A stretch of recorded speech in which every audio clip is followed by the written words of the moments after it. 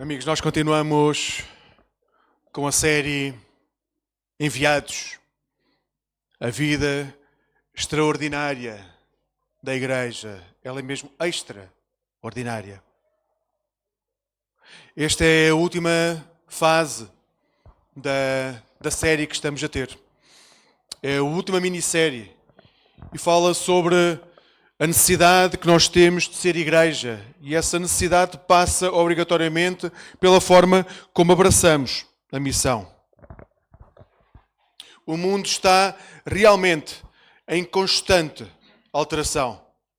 É um mundo que vive em mudanças extremamente rápidas, como nunca na história. Tudo muda de forma muito rápida. Há novas tecnologias que surgem e há tecnologias que nós assumimos que são realmente boas, porque são tecnologias que nos ajudam. São tecnologias que nos ajudam a fazer o trabalho que nós antes demorávamos mais tempo de forma mais rápida. São tecnologias que nos ajudam a cuidar de saúde, a salvar vidas. Mas por outro lado, também há outras tecnologias que geram medo, porque parecem que estão a tirar a necessidade de haver humanidade. Que vêm substituir aquilo que antes dava dignidade às pessoas. Para além disso, nós vivemos num mundo em constante crise. Crise económica, crise política. E não é que antes não houvesse. Só que antes o que acontecia do outro lado do mundo demorava tempo a chegar. E quando chegava dava tempo de processamento antes que houvesse uma resposta. Hoje é muito fácil reagir completamente a quente àquilo que acontece. Parece que a nossa boca tem vontade de se mexer antes do nosso cérebro.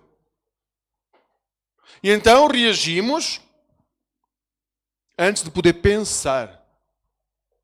Não tomamos em conta, na realidade, se aquilo que nós estamos a dizer vai edificar o que quer que seja. Primeiro largamos a bilis, depois trazemos a coerência.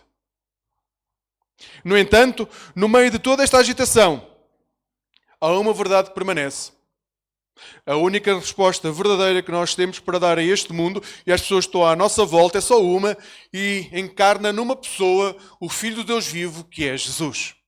Essa continua a ser a única resposta que nós temos para um mundo que está a mudar rapidamente, um mundo que pode ser até o nosso mundo pessoal, que se vira do avesso. A única resposta que nós continuamos a ter é Jesus Cristo.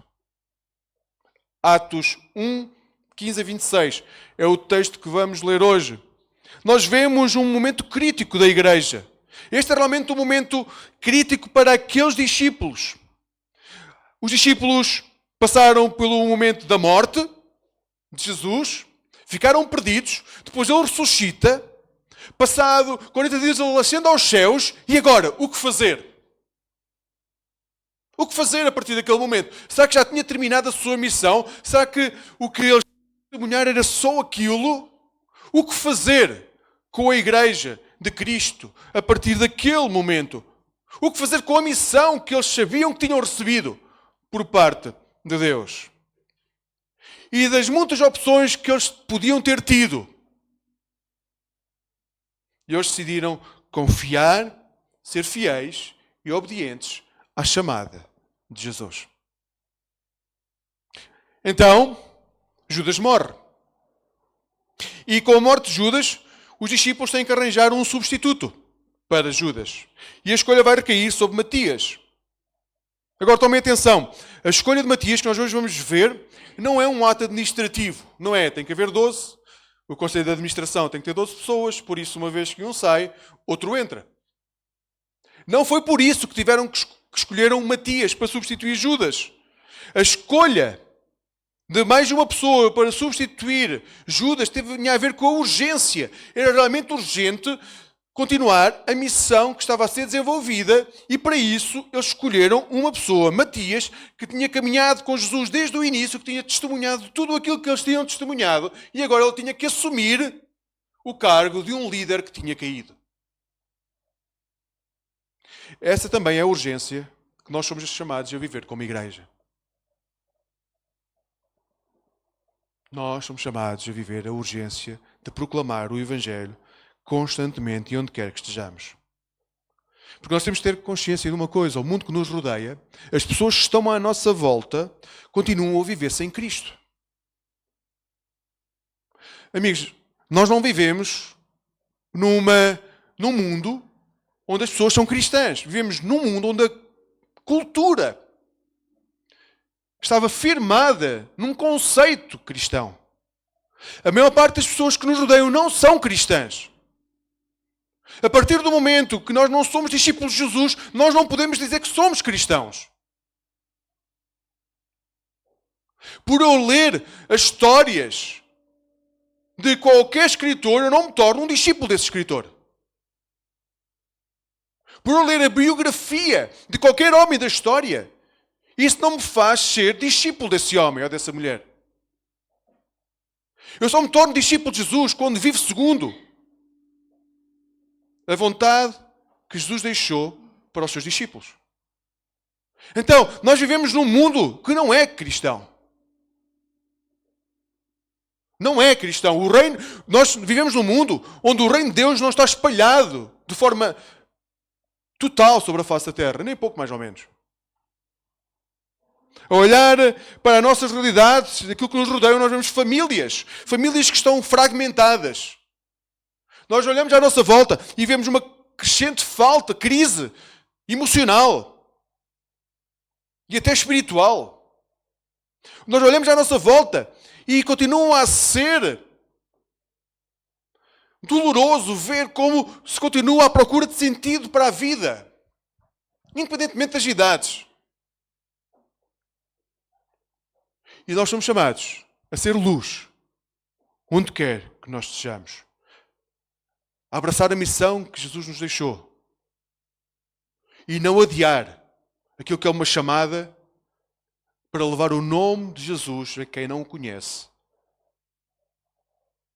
O teólogo sul-africano do século XX, David Bosch, ele trabalhou muito a questão da igreja, da unidade. Ele trabalhou a questão da missão como uma tarefa. E ele escrevia: a missão não é uma atividade da igreja. A missão é a própria essência da igreja. A igreja existe para a missão no mundo. E essa missão é sempre trabalho de Deus. Missão, quando nós saímos daqui, isso não é uma atividade. Não é algo que nós temos que fazer porque uma assembleia decretou. Missão é a nossa essência. E quando olhamos para essa essência, nós somos chamados a olhar para nós e se realmente que género de igreja eu sou. É que se não houver missão, na melhor das hipóteses, é uma igreja moribunda.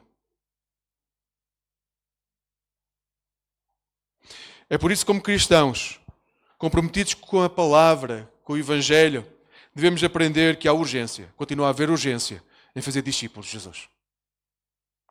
Porque para muitos daqueles que nos rodeiam, o mundo vai terminar hoje, ou amanhã, ou daqui a uma semana. E a nossa tarefa continua a ser fazer com que eles cheguem perto de Jesus. Então vamos ao texto. E lendo o texto ao longo da manhã, pensem verdadeiramente se entendem a urgência de levar pessoas a Jesus. Este é o desafio que eu vos lanço ao longo desta manhã. Pensem se realmente compreendem a urgência que é levar pessoas até Jesus. Nós vamos lendo o texto ao longo da manhã, por isso peço que tenham a Bíblia aberta para poderem ir acompanhando esse texto. E vamos começar com Atos 1, 15. Vamos ler até ao 17. E o primeiro ponto que eu vos gostava de tocar é que nós temos que compreender que a igreja precisa de conhecer as Escrituras para seguir em frente. Se nós não conhecermos as Escrituras, a possibilidade de haver erro e de destruirmos vidas é enorme. E não é saber que há um livro que se chama Bíblia. Isso não é conhecer as Escrituras. Ou saber que há centenas de traduções. Isso não é conhecer as Escrituras. É lê-las, conhecê-las verdadeiramente. Nós temos que conhecer as Escrituras para a igreja seguir em frente. Diz o versículo 15, por esta altura, numa ocasião em que estavam presentes cerca de 120 pessoas, Pedro levantou-se no meio dos irmãos e disse-lhes o seguinte: Irmãos, era necessário que se cumprissem as Escrituras acerca de Judas, que servia de guia para aqueles que prenderam Jesus, pois isso já tinha sido anunciado há muito pelo Espírito Santo, falando através do rei David. Judas foi um dos nossos e, como nós, escolhido para ser apóstolo. Vamos parar aqui. Necessidade de conhecer as Escrituras.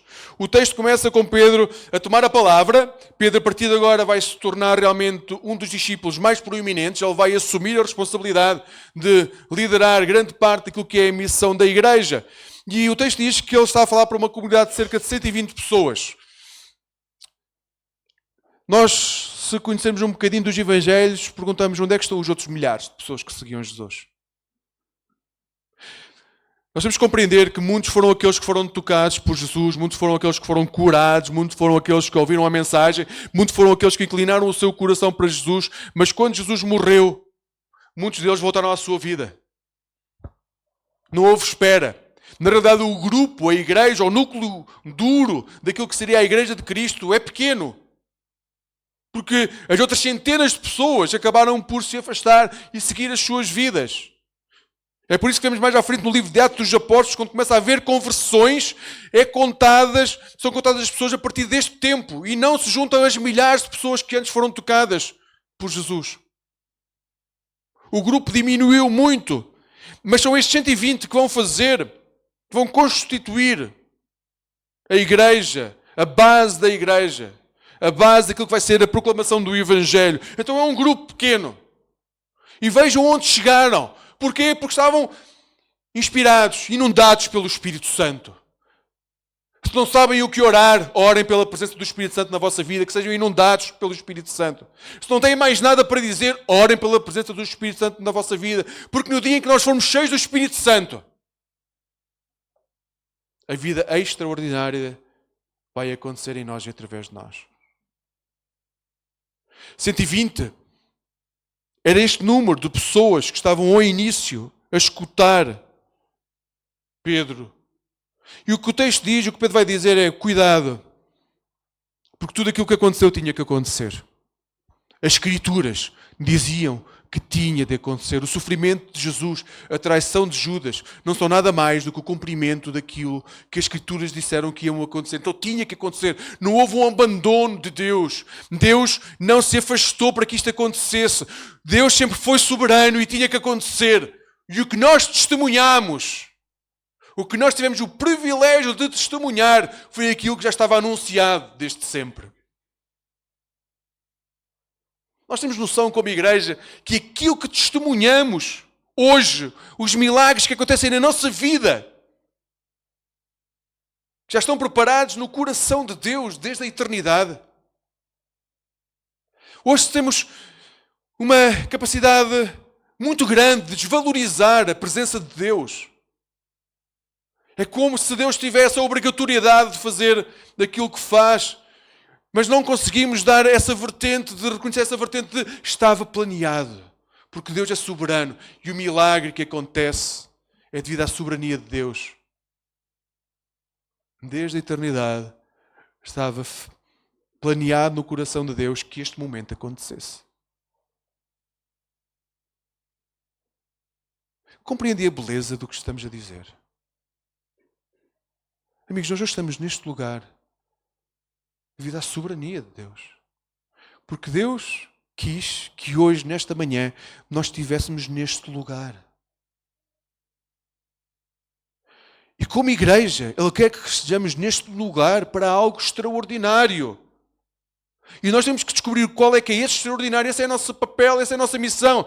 Como igreja, nós temos que descobrir isso. Mas individualmente, nós também temos que descobrir. Porque é que Deus quer que nesta manhã nós estejamos neste lugar. Porque é que deixámos de fazer o que todos nós podíamos estar a fazer para estar neste lugar? Deus foi obediente em Cristo até à morte. para que nós estivéssemos neste lugar. Para que pudéssemos ser igreja. Era necessário que tal acontecesse.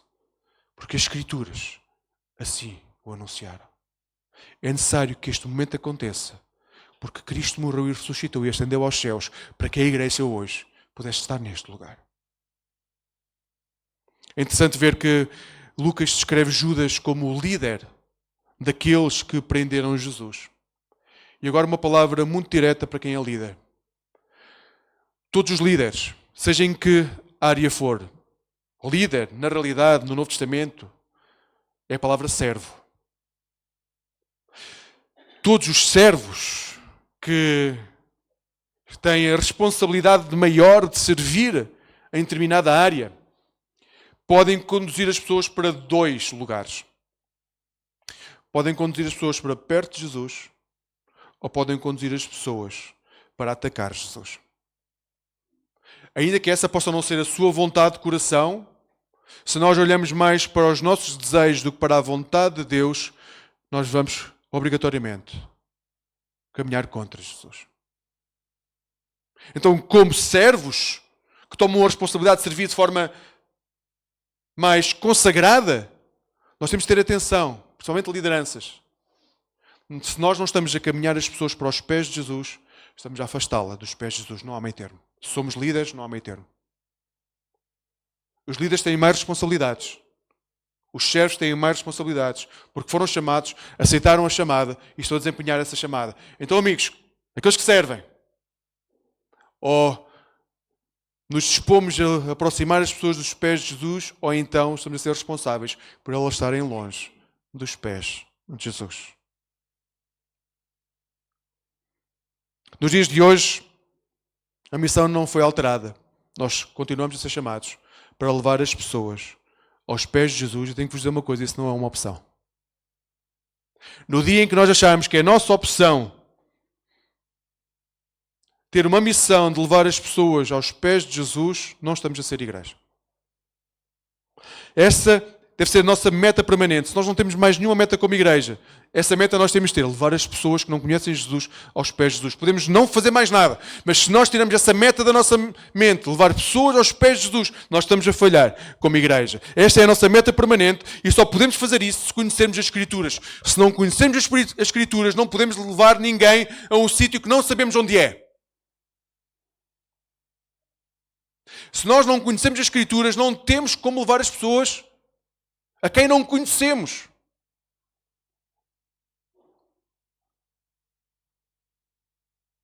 Nenhum de vocês consegue levar ninguém a um sítio que não conhece. Ou que não tem acesso. Então a única forma de nós chegarmos à casa do Pai é conhecer as Escrituras, porque a meta e o acesso é-nos dito nas Escrituras. Como funciona. Então leiam as Escrituras, amigos. Leiam as Escrituras. Leiam as Escrituras. Que a palavra seja viva em vós. E para isso têm que ler as Escrituras. Se tiverem que ler alguma coisa e não têm tempo para ler, leiam as Escrituras. Quando chegarmos à eternidade, imagino que Deus não vai perguntar porque é que não leram os Lusíadas. Porque é que não leram a Odisseia? Porque é que não leram a história de Portugal? Mas podemos ser confrontados com a realidade, porque é que não escutaste a minha palavra? Porque é que não leste a minha palavra? Sabem, há 100 anos atrás, a maior parte das pessoas não sabia ler ou não teria acesso. Há 2000 anos, muito menos. Hoje nós temos. Antes eles tinham desculpa para não o fazer. Nós hoje não temos.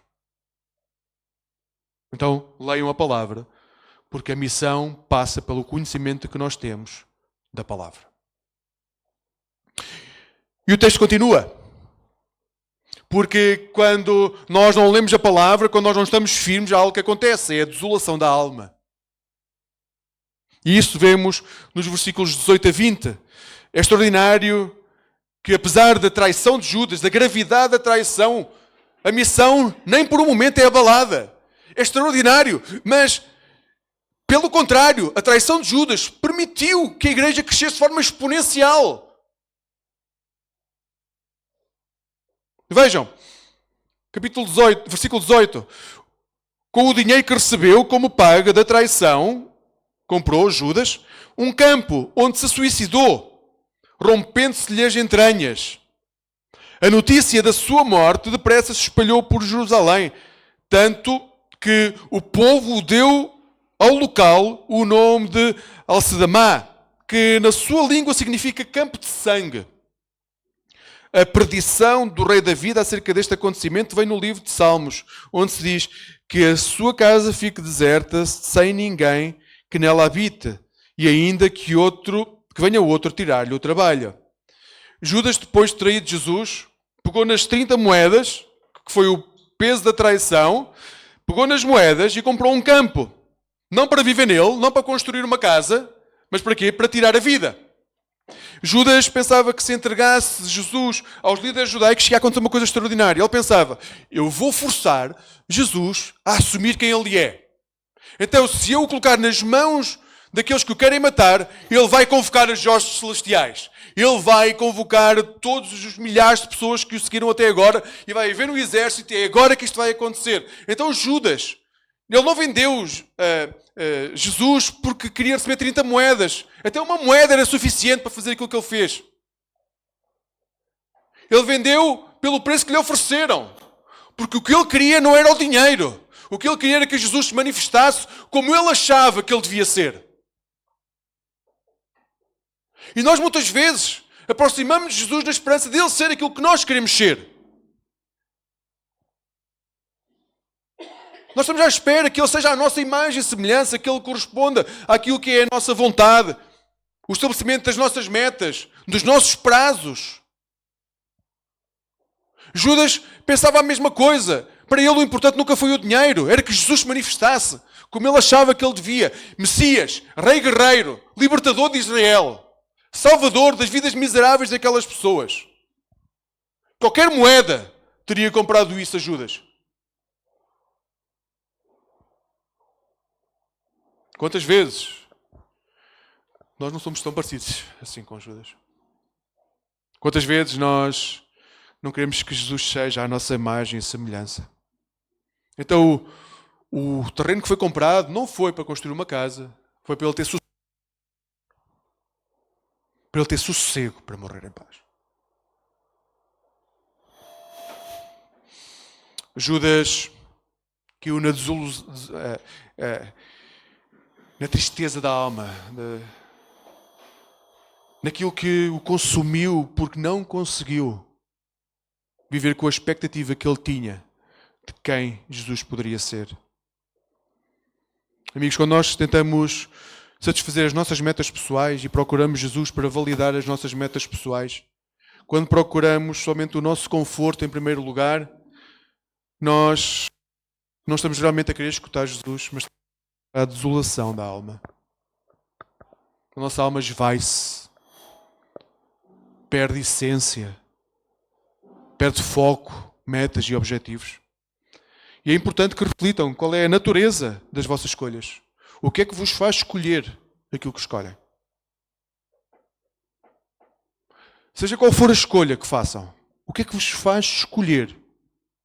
O que é que está por detrás das vossas escolhas? Seja naquilo que adquirem, seja nas metas que querem alcançar, seja naquilo que querem comprar, o que é que vos move realmente? E sejam honestos convosco. Há momentos em que nós vamos ter que dizer, não, eu aqui, isto não é nada a ver com Deus, isto é algo que eu quero. E nem pergunta a Jesus o que é que ele quer, porque se perguntasse ele ia dizer, não compres. Mas temos que assumir isso, temos que ser honestos connosco. E não há propriamente um mal terrível quando isso acontece, mas temos que ser honestos connosco. Para que a nossa alma não fique um campo deserto pronto a ser espalhado, a ser regado com sangue. O que é que nos faz escolher? A obra de Cristo não depende das circunstâncias que nós possamos criar. Depende unicamente da presença do Espírito de Deus, da obra do Espírito Santo na vida de cada um de nós. Então sejam honestos. O que é que vos leva a escolher? Porque se isso não acontecer, psicologicamente, emocionalmente e espiritualmente, nós vamos ficar desventrados num campo qualquer, a esvair-nos em sangue. E Judas foi assim que acabou. As escolhas que eles estavam a fazer não tinham muito a ver com a vontade de Deus, tinham a ver com a sua vontade e aquilo que ele queria que fosse a ação de Cristo. E alcançou a desolação. E depois o que vemos no resto dos versículos que vamos ler é que apesar disso, apesar de haver traição, dor e sofrimento, não há impossíveis para Deus. Vamos ler o versículo 21 a 26. Agora temos de escolher, em lugar de Judas, um homem dentre aqueles que estiveram conosco todo o tempo em que o Senhor Jesus andou entre nós. Desde o seu batismo por João até o dia em que foi levado do nosso meio para o céu. Este homem deve juntar-se a nós para ser testemunha da sua ressurreição. A Assembleia apontou 2 homens, José Justo, também chamado Barsabás, e Matias. Depois oraram: Senhor, tu conheces os corações de todos. Indica-nos qual destes homens escolheste como apóstolo para substituir Judas, que foi para o lugar que merecia. Tiraram então sortes, tendo estas caído sobre Matias, que passou a ser apóstolo com os outros 11. Com a morte de Jesus parecia que estava tudo terminado. É como quando desenvolvemos um projeto, a pessoa que está a financiar o projeto, ou a pessoa que é responsável pelo projeto, diz: o projeto acabou, porque eu já não vou estar mais com vocês. Nós pensamos que não há volta a dar, temos que começar outro projeto qualquer novo, temos que investir o nosso tempo noutra coisa qualquer. Mas com Jesus não foi assim. Ele deixou de estar presente, mas o projeto, a missão não acabou. Na realidade, a morte de Jesus e a ressurreição dão início a algo completamente novo. Foi neste momento que a coragem inundou os discípulos. Foi neste momento que eles compreenderam a urgência de pregar o Evangelho. E eles levaram o Evangelho a todos aqueles que estavam à sua volta. A Igreja de Jesus estava a começar a demonstrar a fé que tinha naquele que já não viam.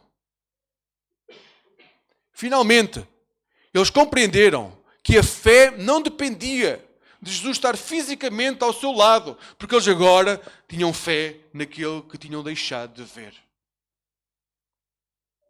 E, independentemente do caminho que pudessem percorrer, independente dos Emaús que quisessem alcançar, o seu coração, a partir de agora, iria arder constantemente, porque sabiam que Jesus estava presente na sua vida. E eu pergunto se o teu coração arde quando te falas de Jesus.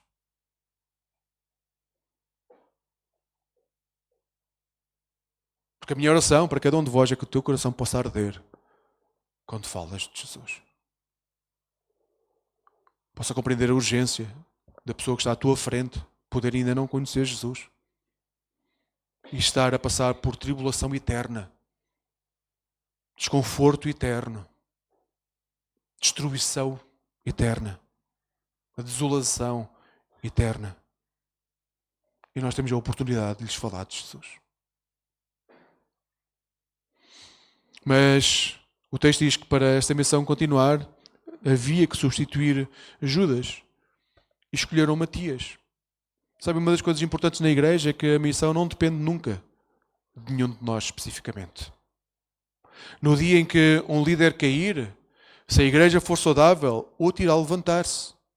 O texto diz que este homem caminhava com eles desde o início, em que João tinha batizado Jesus, e nós nunca o ouvimos na Bíblia. E este homem esteve sempre perto de Jesus. Este homem conhecia Jesus. E no momento em que um líder caiu, ele foi levantado porque já tinha sido preparado para isso. Como igreja, nós temos de estar sempre a preparar pessoas para nos substituir. Sempre. A igreja nunca vai depender de um pastor que esteja à frente da igreja, de um líder de louvor, de um líder de escola unical, de um líder de multimédia. Nunca vai depender. E se a igreja for saudável, no dia em que um líder deixar de ser líder, outro automaticamente será levantado. E não será levantado na expectativa de se treinar. Ele já está treinado, porque é isso que a igreja faz. Treina constantemente pessoas a serem iguais a Jesus.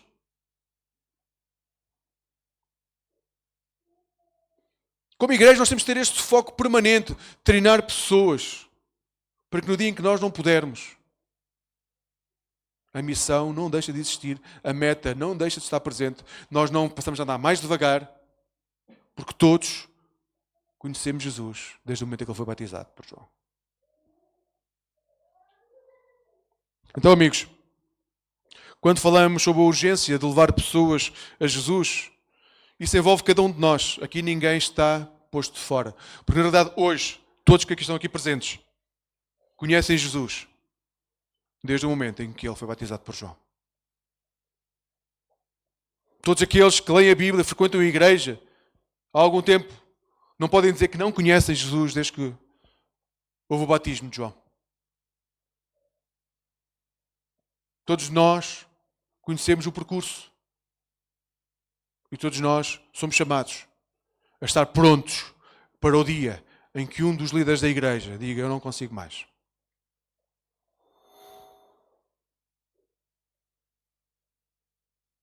Essa é a responsabilidade de toda a igreja, amigos. Porque o nosso objetivo não é fazer com que esta igreja tenha atividades. O nosso objetivo é alcançar pessoas para estar perto de Jesus. O mundo em que vivemos está em constante mudança, mas a urgência de anunciar o Evangelho não mudou uma linha desde o momento em que estes homens em Atos tiveram que escolher Matias. Hoje o Espírito Santo continua a apontar no nosso meio pessoas que têm que ser levantadas para servir. É muito provável que tu já tenhas sentido essa chamada e que tenhas dito: Senhor, eu não estou pronto, Senhor, escolhe outro. Mas se o Senhor te tocou, é tanta responsabilidade da igreja reconhecer o teu dom, como é a tua responsabilidade, haja o passo, dizer: o Senhor chamou-me para o serviço. Amigos, não coloquem a responsabilidade, seja nesta igreja ou em qualquer outra, na liderança da igreja, no pastor, nos presbíteros, nos diáconos, a responsabilidade de Deus descobrirem qual é o vosso dom, qual é a vossa chamada. Isso é uma responsabilidade vossa, junto do Pai. E é tanta responsabilidade de quem se senta nos bancos como daqueles que servem, trabalharmos juntos para que aqueles que não conhecem Jesus possam conhecer a eternidade e estar no banquete do reino, celebrando as bodas do Cordeiro. Cabe a todos os nós, porque a urgência continua a ser exatamente a mesma. Amigos, isso não significa que temos de criar campanhas evangelísticas. Não ser igreja não significa que temos que agora, na próxima semana, no início do próximo ano, vamos fazer 20 atividades por ano para levar o nome de Jesus àqueles que nos rodeiam. Não, significa de viver como discípulo de Jesus onde quer que estejamos. Assumidamente como discípulo de Jesus. Não deixar passar oportunidades de falar sobre Jesus. Não mudar o nosso discurso mediante o contexto onde estamos. Não usar palavras diferentes, expressões diferentes para nos acomodarmos aos meios onde estamos. É exatamente o contrário. É exatamente onde os contextos são diferentes que nós devemos manter a firmeza do nosso discurso cristão.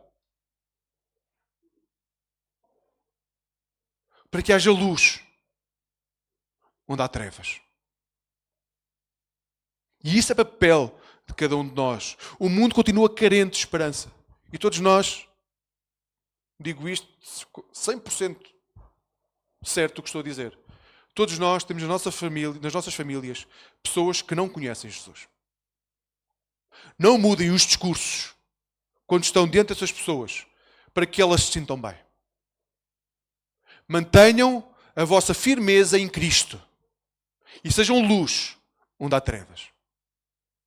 Sejam o Matias que Deus vos pede que sejam num mundo onde há trevas. Seja dentro dos vossos filhos, dos vossos pais, dos vossos colegas de trabalho, dos vossos grupos de amigos. Sejam aqueles que testemunham, que conhecem Jesus desde o momento em que ele foi batizado até à sua morte, ressurreição e ascensão.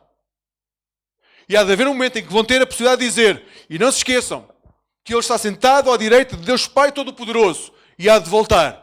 E eu nesse dia irei juntamente com ele para a eternidade. E quero que tu vás comigo.